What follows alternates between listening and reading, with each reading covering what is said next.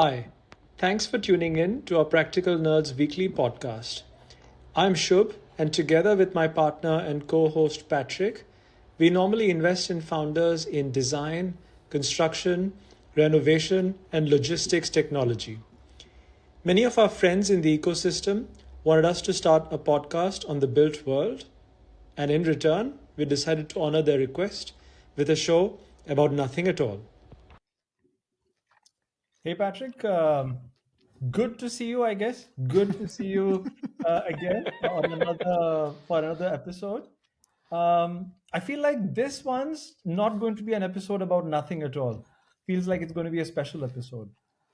So this one is an episode about what we call vertical niche one-stop shops in construction and renovation. And it's special because we're going to talk about a publicly listed company, not a startup, and a company that I think many people might have never heard of. But you brought it to my attention a while ago, and it fits so many interesting characteristics of how you can build very legendary and generational companies in construction and renovation if you just build them with enough of a service and outcome mindset. And the company we're going to talk about and you're going to tell us about is a company named PoolCorp, a publicly listed business in the US.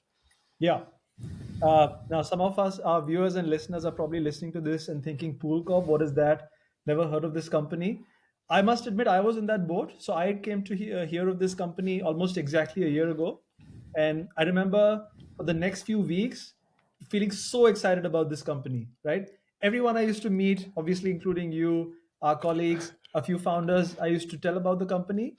And, this is the cool thing. And this is one of those moments which it's surprisingly rare and also very satisfying for a VC. Not one person I spoke to knew about the company, not one, right? Now, the fascinating thing is, on one hand, when you hear the name of this company, PoolCorp, obviously it's quite obvious what they do, and we'll get to that in a bit.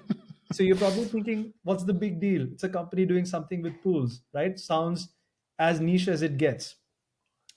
But on the other hand, it's a company with a market cap. I mean, it was quite a bit higher. These days, it's around the 15, 16, $17 billion market cap, which, keep in mind, it's still very high. It's larger than most of the largest cement companies. There's not that many building materials companies larger than this. I Yeah, think if and larger than almost, all of the unicorns that ever got minted. Exactly, right? Larger than even, I mean, not to take names specifically, but let's say the only large construction tech IPO we have seen in the last 2-3 years, it's larger than that as well, maybe double of that market cap, right? So you have this very large publicly listed company, also very niche, which no one has heard about, which is like a very bizarre combination of things, and you hardly ever come across this as a VC or as a tech professional. And the more I learned about this company, I found it incredibly fascinating, right? So just to give you a sense of what this company does.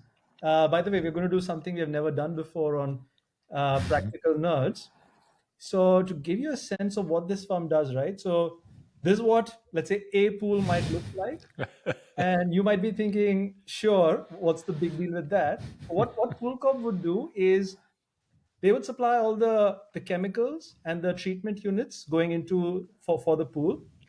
The tiles you see here on the periphery, as well as near the pool, they'll supply all of that.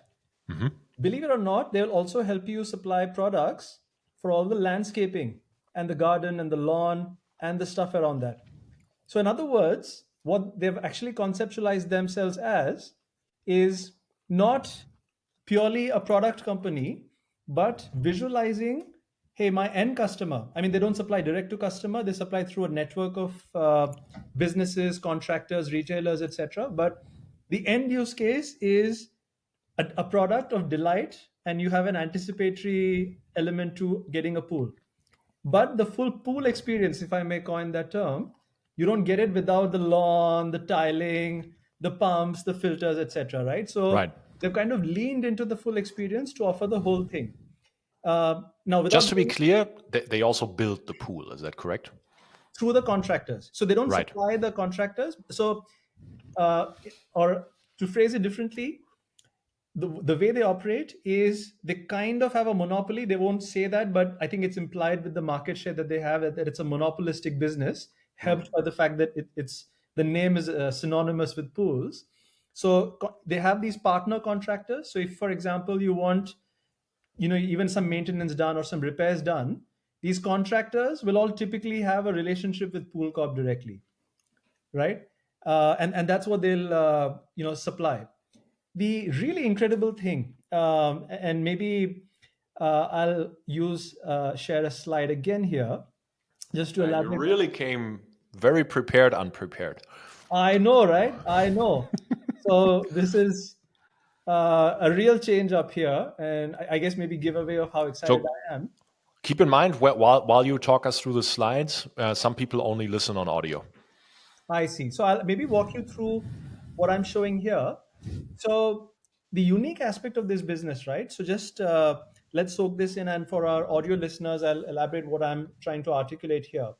So a lot of people may be thinking of pools as being these, luxury products or products of indulgence.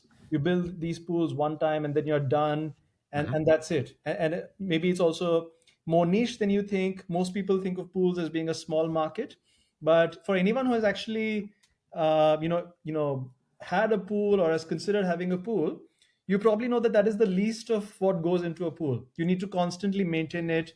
I mean, Yes, frankly, if you don't keep filtering and keeping the water going through pumps and so on, and replacing the chlorine, etc., your pool will probably soon become a swamp, probably, right? Fairly soon, especially if that's you're very accurate. in a very warm sort of environment. The really cool thing I like in this slide, and for our listeners, so they split their revenue in three parts: maintenance, replacement and remodel, and new construction. Now, if I hadn't told you anything about this business, most people would assume that new construction is 50% or more, well over 50% of their revenue. Yeah. Take a look at this distribution. It's hardly 14% of the revenue. And the remaining 86% of the revenue actually has nothing to do with the new pools that are being built. The other of the 86%, what's this? About 24% is replacement and remodeling, and 62%, which is a significant chunk, is just maintenance. So even the cool thing is, even when you have ups and downs with demand for pools, they go into it still is recurring. And the very cool aspect of this slide that I like, which I don't know if you've already caught on to it, Patrick, they actually describe this portion, the maintenance and the replacement and remodel, as or sorry, the maintenance part of the revenue, they describe it as non-discretionary. And I love that. That is one of those things which, when you combine a monopoly with a very heavy chunk of the revenues being non-discretionary, it means you've sort of got your customers by on the hook. I was about to say Yeah. something else, but let's go with on the hook. Yeah. um, and that's like a brilliant situation to be in, Yeah. where once you've bought products from PoolCorp, your customers are kind of stuck with you. It's kind of like become like this toll booth where they have to keep paying you year after year just to keep their pool in order. And I thought it's like such a brilliant example of how to build a business. And I thought this is like a case study, and I know I've been going through a monologue a little bit of how deep of a business you can build if you really specialize highly vertically, build around a use case, serve your customer well, and know what their dependencies are and log them in. We have an idiom in the German language. As always, it translates very sillily, so that's fun. So we say, I'll translate it to English, but we say in German, "Who says A also has to say B," and so Ah, yes, that fits here because everybody who builds a pool is already making the choice to maintain it. yes, Right? You can't just arbitrarily stop maintaining it. You can do it for a while, but like you say, your pool will take some. First of all, it will become an unpleasant experience, but yes. the mechanics and the electrics in it will actually have issues. And the other thing, so I'm a pool owner, but and so the thing I wanna call out is so different from, let's say, landscaping or roofing, Hmm. paving, fencing, all of these like outdoor trades around a building, different from all of that a pool is a mechanical category. So Mm-hmm. you look at it and you think, oh, there's tiling, or I need to pour some concrete, or I whatever, get a fiberglass pool that is ready made. Well, that's the easy part of it, but it's actually a mechanical and electrical component. It's much closer to an elevator category and how you think about that than it is to any of the fencing or paving or landscaping or roofing categories out there. And so that's one of the components that makes it so attractive for the servicing and maintenance piece, which in the case of PoolCorp, they describe it as recurring. So Mm-hmm. Shub, tell me, why can they make the claim that their maintenance revenue is actually recurring? Because if they don't continue with the maintenance, the product becomes unusable. In fact, in Hmm. this case, it becomes, I would argue, a health hazard. So you really need to definitely keep maintaining it. And when you combine it with the fact that PoolCorp is a monopoly, at least in the geographies it operates, where else will you go, right? If you have to maintain it. So one way Hmm. or the other, you'll end up buying PoolCorp products, which is why it ends up becoming a recurring business, right? And Amazing. this is I think what we find in many of our best companies and many of the best companies building and construction today. The definition of recurring is not as narrow as many investors and founders would have you believe. Recurring Hmm. revenue does not have to mean a subscription every time. Aha. So very important in this case. So right, so you don't necessarily have to subscribe to get PoolCorp products sent your way, or have a PoolCorp contractor sent your way. That is an option, similar to how you would, especially in the US market, Yes. you would have the a landscaper come out on a regular basis on a subscription to mow your lawn. So that is actually quite a thing in many US markets. So Hmm. similar here, but it doesn't have to be that way, because I will just be in such a dire need to maintain my product that even if I'm not on a subscription, I will still show up and purchase it. Exactly. That's right. So there is the more I do venture with every year, right? And so I have my fair share under my belt, and yet you get smarter every year. And if you're as dumb as that curve is pretty steep, right? But so every year you get smarter if you do a decent job. And the longer I do this, the more my conviction sets in that any good business is actually not built on technology. Now, Hmm. that might sound like, oh, really scary for some people when I say it like that. So I don't discount technology. Technology is an enabler, it's an amazing differentiator, and it gets us to do things Hmm. that previously were not possible. I'm not debating that. But the business part of what companies, how large they become, my conviction every year becomes firmer that it's about distribution.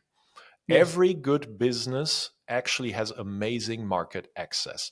Not necessarily at the start, but they build it. So talk to me perhaps. You've made a few hints here, right? Talk to me perhaps about the market access and the distribution that PoolCorp has built.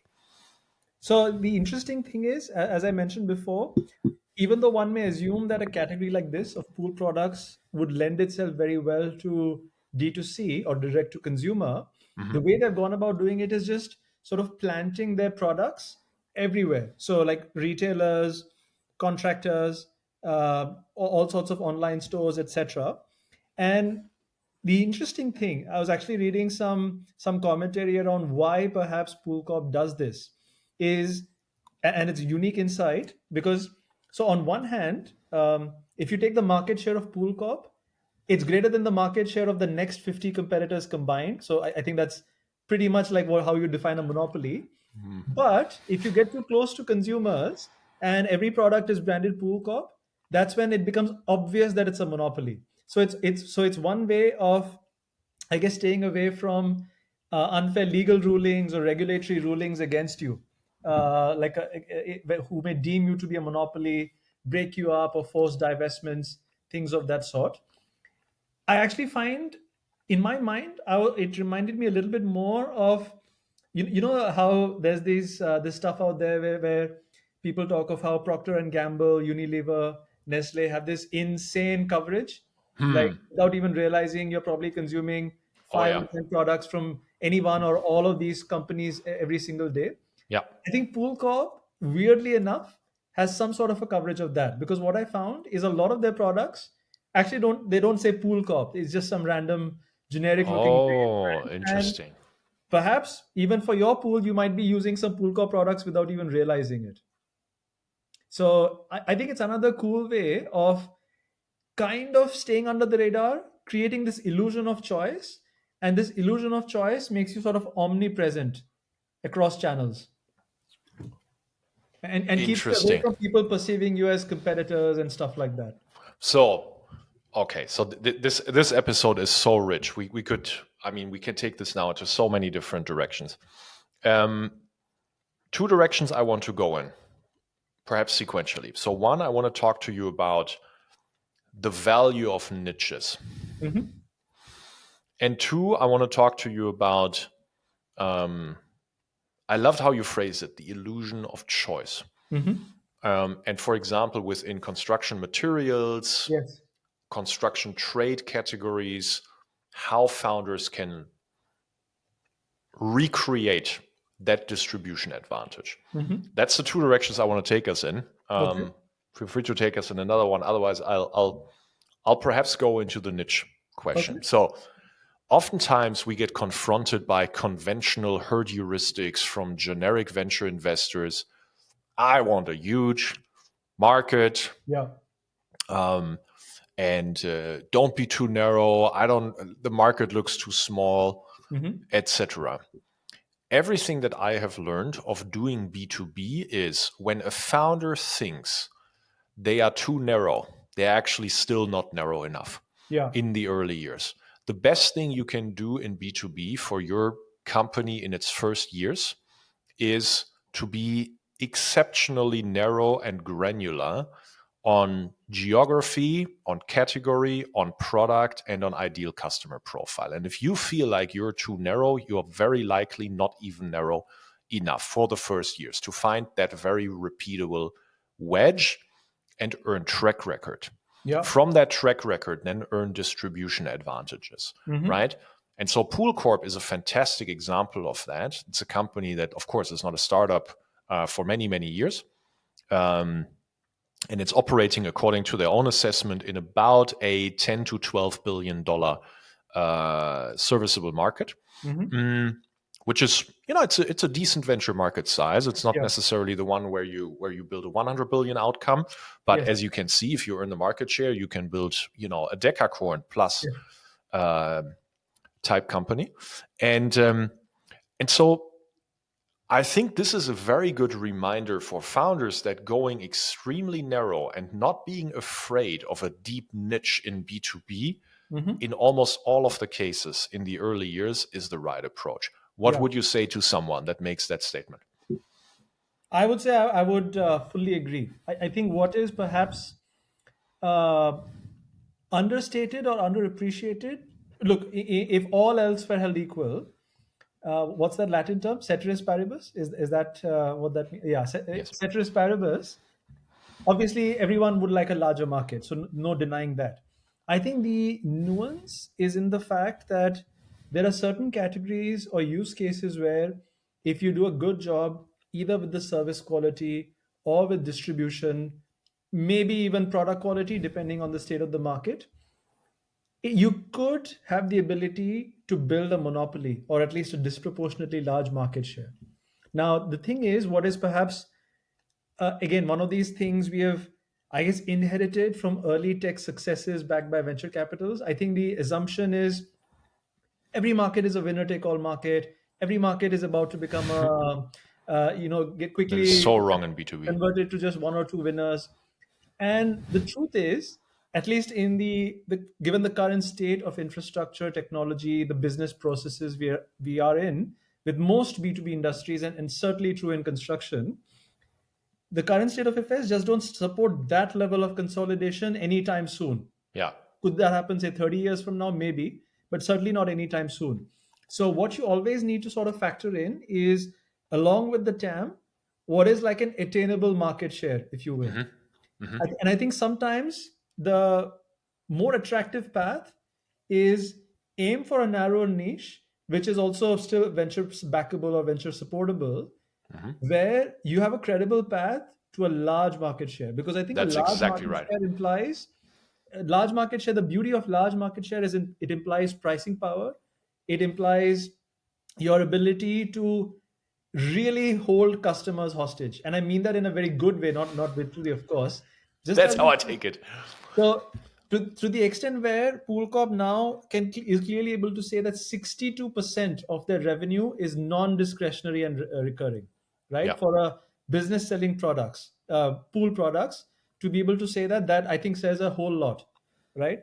And I think that is often understated and underappreciated by a lot of investors and founders in the ability to create dominant niches in categories which are monopolistic or are favorable for new monopolies. So there are three very, very important statements that you're making there. I just want to make sure we double underline them for every founder within B2B and specifically in our sectors to make sure they're walking away hearing what you're saying. The first one is niches in B2B can be large enough to build venture backable outcomes. And just because you dedicate to a niche in your early years doesn't mean you can't go somewhere else.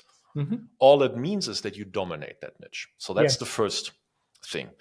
The second thing is dominating a niche in B2B.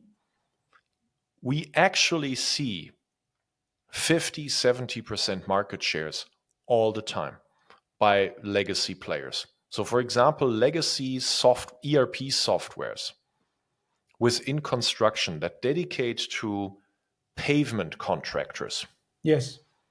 or that dedicate to wholesalers. Mm-hmm.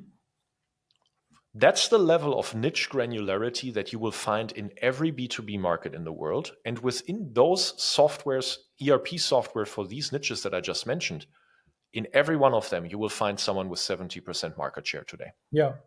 Every one of them. And that's the second message. When a generic VC investor that has no clue of B2B, and believe me, there's a lot of them out there, Yes.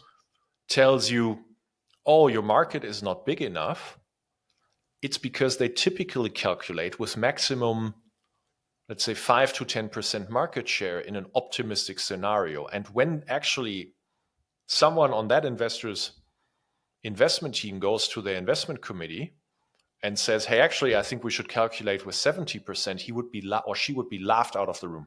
Yeah. Because that investor they don't have that empathy for these B2B niches. Yes. Right? You have to talk to someone and an entire venture firm that has B2B legacy experience, B2B empathy, because only then the investment committee will actually have that level of conversation. That's the second message. And the third one, if you do it like that, if you dedicate to such a niche and you develop that level of market share, what you rightly point out is that comes with so many other benefits. Yes. Mostly market power, and market power is expressed through and compounds in distribution. Yeah. The market power is expressed through distribution and it compounds in distribution. Okay? So it's way more valuable to dominate your first niche after 5 years than to be present in 5 different markets. Yes. In Absolutely. B2B, mind you. Absolutely. I think it also goes into thinking.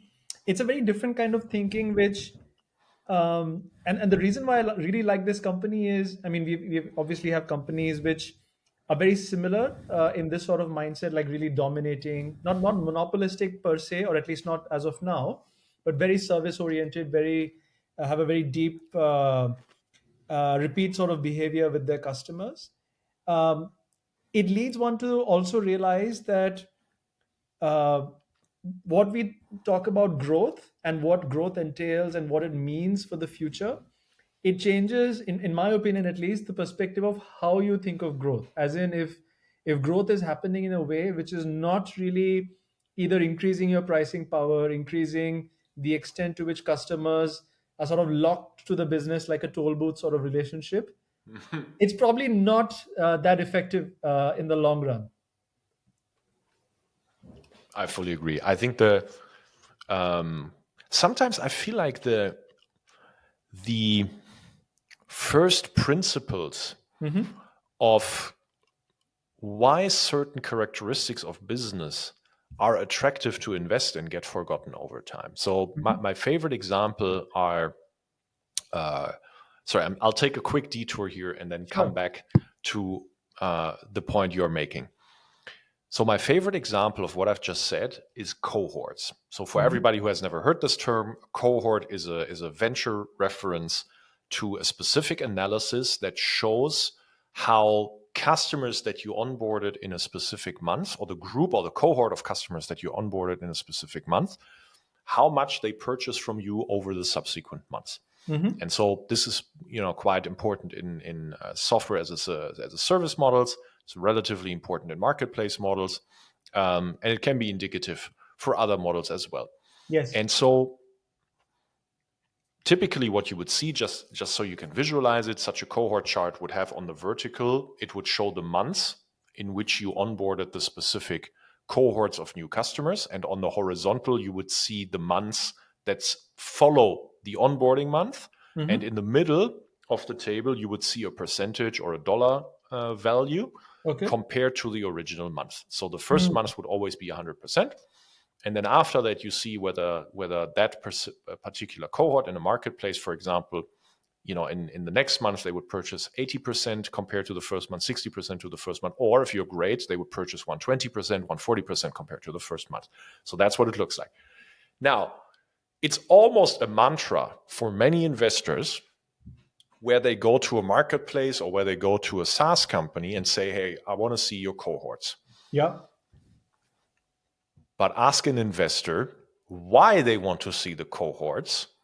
I bet you 5 out of 10 couldn't give you a proper definition and a proper answer of the underlying principle why they actually ask for it. So let me actually share that. Why a cohort is important is because the underlying business principle is that retention is cheaper than acquisition. That's the underlying business principle. Retention is cheaper than acquisition. You should spend more effort on making sure that your existing customers, first of all, stay.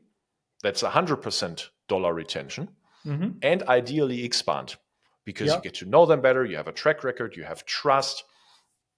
They multiply within their own organization. They invite more people to perhaps collaborate with you on your product, etc. And so first you want to retain them, and then you want to expand, because retention is cheaper than acquisition.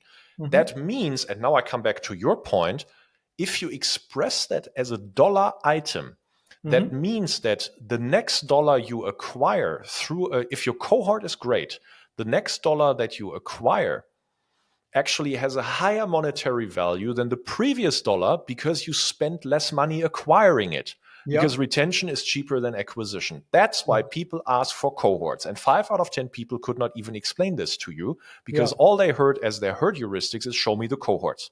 And so I feel like the art of why certain things get asked for about a business or get important about building a business, like these first principles get so easily lost. And that's exactly what you just pointed out is, hey, if you're in a niche and you develop market power, acquiring the next euro of revenue becomes cheaper because your distribution compounds. And if you keep offering more and more products as a one-stop shop to your existing customers, they keep buying more, but you already acquired them. Absolutely. Absolutely. And hopefully, when you keep doing this over enough cycles, that's when you get into a monopolistic position where your customers are willing to buy anything and everything you offer. So very powerful. And this is way more possible if you're in a deep niche than if you start out very broadly. Absolutely. I suppose you meant deep and narrow niche, Yes. like a deep and narrow pool, perhaps, Yeah, that would be a very good pool to swim in. or like a. I mean, that doesn't Great sound for diving. appropriate. Or I was about to say a deep and narrow elevator, but I think that doesn't sound appropriate at all. So maybe we'll scratch that. Tja. Okay, so this was the one direction, the niche. Now, we talked about the ability of such a business like PoolCorp, a vertical niche one-stop shop, to keep offering more and more choices and fostering the illusion of choice. So, Yes. Shub, you've invested in Inframarket, you've invested in Zwork and other businesses, Metalbook. What can marketplaces in construction learn from PoolCorp with regard to the one-stop shop behavior and the illusion of choice? So I think the first obvious thing to think about is the sooner you get to the ability to have your own brand, I think it opens up new options for you. Now, again, when we say it, the reactions of, and I'm telling you the reactions of most people when we discuss this, it's broadly split into two. One set of reactions is, okay, that's obvious. What you're saying is you want me to claim the brand margin or maybe even the manufacturer margin. And I'll come back to that in a bit. But the second set of reactions is, okay, but how will I scale fast in that case? Right? Which is quite fascinating because I think, again, and I think this again comes down to a lot of unlearning we are having to do about things we have learned from the original set of internet successes. That, hey, be a pure platform, pure technology, this and that, right? Don't have any brands of your own. It just needs to be a pure tech or pure internet, pure software platform. I think the thing is, by the way, the contradictory aspect to all of this is even Amazon has its own private labels. So, but that's a different thing altogether. And Netflix obviously invests in its own content, so on and so forth. I think that is where That's a good I point. find that in the industry we are in, how do you exert pricing power without the ability to offer products of your own or have some sort of thing holding people, bonding you not only to the platform but to the platform's ability to offer products of your own? Are you following what I'm saying? I mean, it's at the most basic level, it's one way to break the illusion of perfect price discovery. In other words, if a competitor comes on board, you can't reverse engineer the price of a private label product offered by you because, I mean, there's no precedent for the price you're setting. Uh, Now, there could be certain characteristics, etc., and maybe that's too detailed for this discussion. Just for me.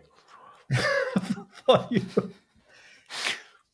I think offering private labels, I think, is, in my opinion, highly understated as an ability to, as a way to extract pricing power, as a way to deepen the offering, and to do this in a way where you cultivate different sorts of manufacturing partners, different consumer groups, target them effectively. I Right. feel like that's another opportunity which some companies in construction tech have only started discovering, but I see that as a huge um profit pool that is waiting to be tapped. And again, I mean, the option to even begin pushing private labels, Hmm. where typically as the platform that is both, you're not technically owning the production because it's usually contract manufactured, but like um, ordering the production Hmm. as well as distributing it. So that Hmm. gets unlocked because you have the distribution power. So you're right that you don't own the manufacturing, but that's a thing I missed out on mentioning. The further you get with your private label presence, the deeper you have locked the manufacturing or the supply side of the game. And that is another aspect where I think locking the demand side or getting demand side market share is very important. But one thing we have found in many of our best marketplaces is building repeat and maybe gaining market share or wallet share with suppliers is perhaps an even better or a leading indicator of marketplace success because Exactly. Just to it call out how predicts. that. Yeah, sorry, just to complete the point, because once you lock out the supply side, that is so hard for competitors because supply usually is much more limited than demand in these Mhm. kinds of use cases. And so that gets unlocked because you own the distribution power. And at some point, because you can predict distribution if you're large enough, right? So you can predict distribution, you can predict certain demand patterns. And so that unlocks that you go back to your producers and you say, hey, I can guarantee you a certain amount of revenue Hmm. and a certain amount of utilization. But in return, you guarantee me that capacity.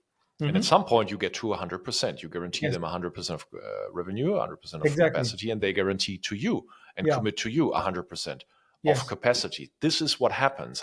Without knowing this, I have a high conviction that that's also how PoolCorp is doing it for some of their private label Probably. products. Yeah. We know that because that's how some of our marketplace companies that Exactly. have grown to that scale do it. And everything gets unlocked with distribution power. Yes.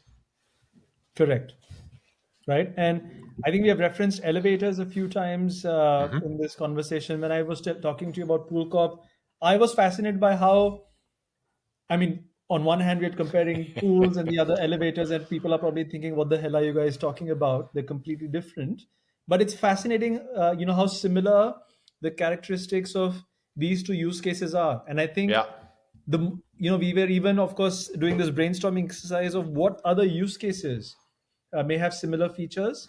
Uh, Perhaps that's an episode for another time. But I think that's a unique thought experiment. I would invite more founders to do and discover. I think So there's like, go ahead. yeah, so just to let the crowd in on a little thing. So I used to work for one of the largest engineering elevator companies, also engineering companies in the world. So I know a little bit about the elevator business. I wouldn't call myself an expert. I have a bit Hmm. of insight. So something that the general public does not know is that the four largest elevator companies, ThyssenKrupp, Kone, Schindler, and Otis, don't make money on the production and installation of elevators. They Hmm. calculate these as break even, Okay. zero. So you would think, hey, hold on, these are production companies, these are Yeah. engineering firms. Like they probably make a big buck on producing and installing elevators. They do Yeah. not. That's the Yeah. secret. They actually give them away for break even. Why do they do that? Because the maintenance of elevators, because there's a lot of mechanics and a Hmm. lot of electronics and a little bit of software in it, the Hmm. maintenance is quite heavy.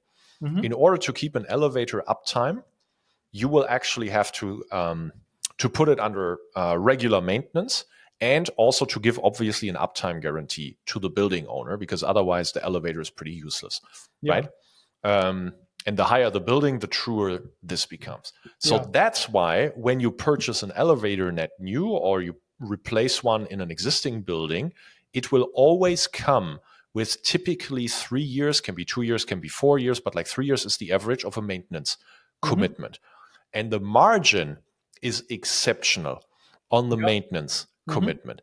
That's also why actually the whole elevator business is not about production anymore because the very similar to PoolCorp, what you showed, 14% of the revenue is new installation. Yes. It's the same in elevators. Hmm. What happens is that the major chunk of revenue and the even bigger chunk of margin comes from the maintenance contracts. And so you will have the big four elevator companies fight like crazy with each other Hmm. over maintenance contracts of existing installed elevators in order to win that contract Hmm. because there's such an exceptional margin on it. And it's the exact same principle. And both of the pools and the elevators share this characteristic because they are mechanical and electrical components in there. Yeah, I also find it fascinating that there's also this parallel that you need to maintain it for safety reasons, right? So it's not really you can't decide, hey, Great I'm point. not maintaining it now. It's really a safety. With pools, you have a like an infectious health hazard, and with lifts, of course, with elevators, the last thing you want is an elevator where you put your life in the elevator's hands, basically. Excellent point. Yeah, Exactly. Yeah. So these are the kinds of opportunities where if you're building a vertical niche one stop shop for any of these trades that share those characteristics, we're here waiting for you. absolutely. Yeah, this was very instructive, Shub. I learned a lot about PoolCorp today. Hopefully, a few more things as well. Yeah, I think it's. I have a feeling. Maybe let's see if we do another similar episode in a few weeks or months. I'm pretty sure there's many more of these hidden success stories. I mean, I'm saying hidden success stories for a very large public company, which is kind of ironic. But It is. again, these quote unquote hidden success stories, and I think there's a lot to learn from these hidden success stories in construction. Indeed. Yeah. So, what's the hidden success story in your calendar next week? Oh, so Continuing further down the narrow and deep niche that we I spoke about last time as well, on this firm that is employing AI and a cloud platform to hopefully simplify and shorten the time involved and the cycles involved in material design. Still going down that rabbit hole. Still going down that rabbit hole. Excellent. So I'm looking at my calendar here.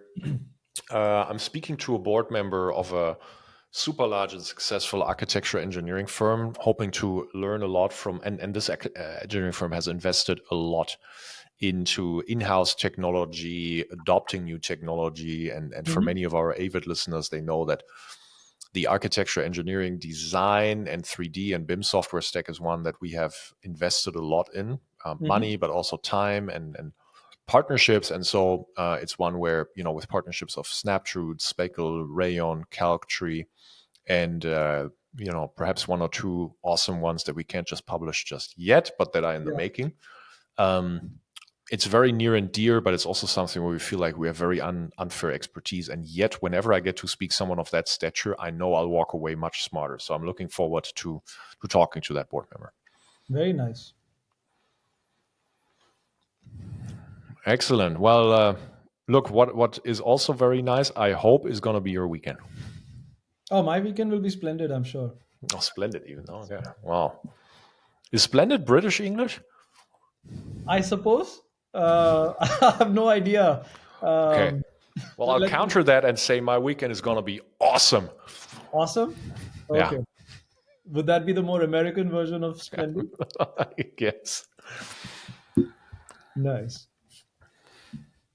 Good. Well, Terrific. sir, I'll leave you to it, and I wish you a wonderful one. Yeah, looking forward to the next episode.